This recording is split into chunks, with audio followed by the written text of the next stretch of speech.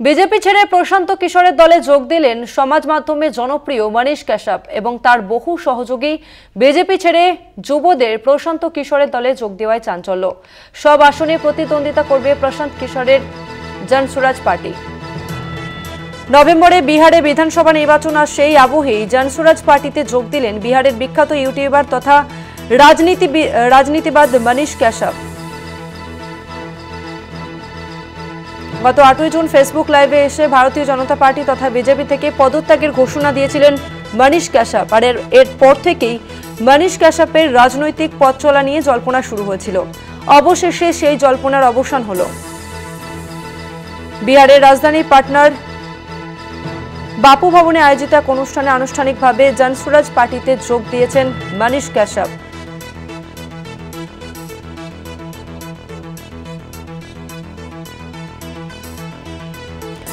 BJP ছেড়ে প্রশান্ত কিশোরের দলে যোগ দিলেন সমাজ মাধ্যমে জনপ্রিয় মনীষ কাশ্যপ এবং তার বহু সহযোগী। বিজেপি ছেড়ে যুবদের প্রশান্ত কিশোরের দলে যোগ দেওয়ায় চাঞ্চল্য। সবকটি আসনে প্রতিদ্বন্দ্বিতা করবে প্রশান্ত কিশোরের জনসুরাজ।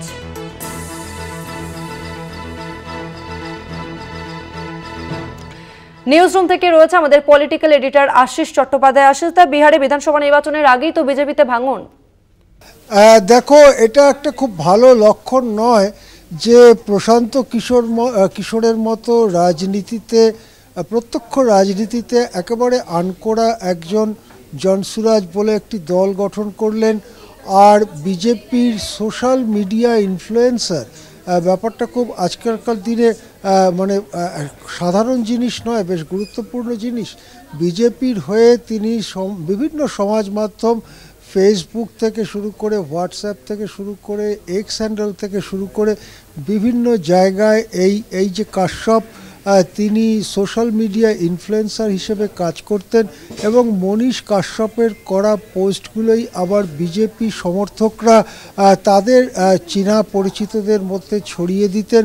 এই দিক থেকে বিজেপির যে বক্তব্য, সেই বক্তব্যটাকে সাধারণ মানুষের বোধগম্য করে সোশ্যাল মিডিয়ায় ছড়িয়ে দেওয়ার কাজটা করতেন এই মনীষ কাশ্যপ। এবং তার যে কথা বলার ভঙ্গি বা তার যে পোস্ট লেখার ধরন, সেগুলো বেশ জনপ্রিয় ছিল এবং অনেক লোক তার ফলোয়ার ইত্যাদি ছিল এবং বহু লোক তাকে প্রশংসা করত।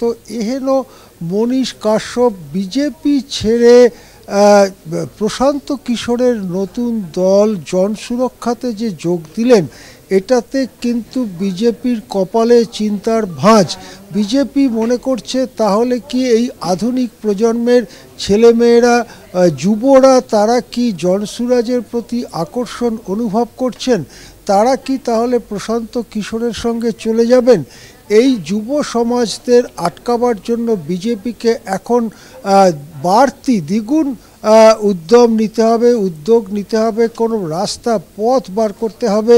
কেননা চাকরি বাকরির যে অবস্থা, তীব্র কর্মহীনতা, যুব সমাজের সামনে কোনো পথ দেখাতে ব্যর্থ নীতিশ কুমারের নেতৃত্বাধীন বিহারের এই সরকার, এই অবস্থায় খোদ বিজেপির social media influencer, popular social media influencer যদি জনসুরক্ষা পার্টিতে চলে যান, এটা একেবারে উল্টো পুরাণ। সাধারণত আমরা দেখেছি বিজেপি নির্বাচনের আগে গিয়ে বিভিন্ন দল ভাঙিয়ে লোক নিজেদের দলে নিয়ে আসে, সেখানে একটা উলট পুরাণ যাকে বলে সেই রকম জিনিস আমরা দেখতে পাচ্ছি।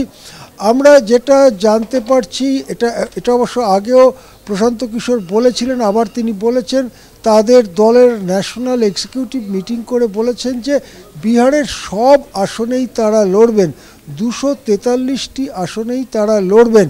তবে 243টি আসনেই তারা প্রার্থী দেবেন নাকি অন্য কোনো দল, ছোট বা বড় দলের সঙ্গে তারা সমঝোতা করে কিছু আসন ছাড়বেন, কিছু আসনে প্রার্থী দেবেন, এটা এখনও স্পষ্ট নয়। কিন্তু নির্বাচন কমিশন ইতিমধ্যেই প্রশান্ত কিশোরের দলকে নির্বাচনী প্রতীক দিয়ে দিয়েছে এবং সেই দিক থেকে দলটি এখন নির্বাচনে যোগ দেবার জন্য কেন্দ্রীয়ভাবে তৈরি।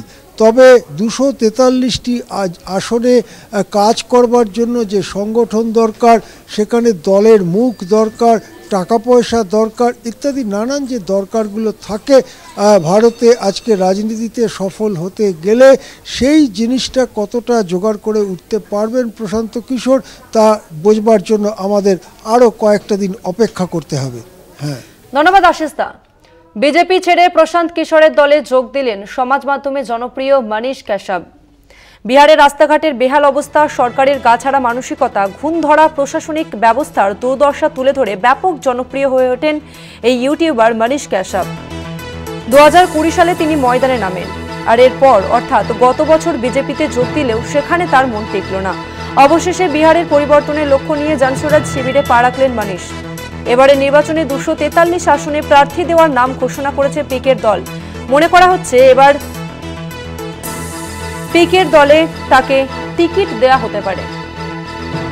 আসন্ন বিধানসভা নির্বাচনে মনীশ কাশ্যপকে টিকিট দিতে পারে জনসুরাজ পার্টি।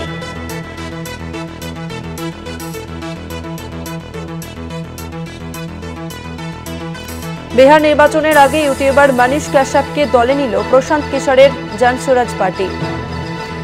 13 মাসের গেরুয়া সফর সেরে জনসুরাজে আসা মনীশের হাতে সোমবার দলীয় পতাকা তুলে দেন দলের প্রতিষ্ঠাতা প্রশান্ত কিশোর এবং আসন্ন বিধানসভা নির্বাচনে তাকে টিকিট দিতে পারে জনসুরাজ পার্টি।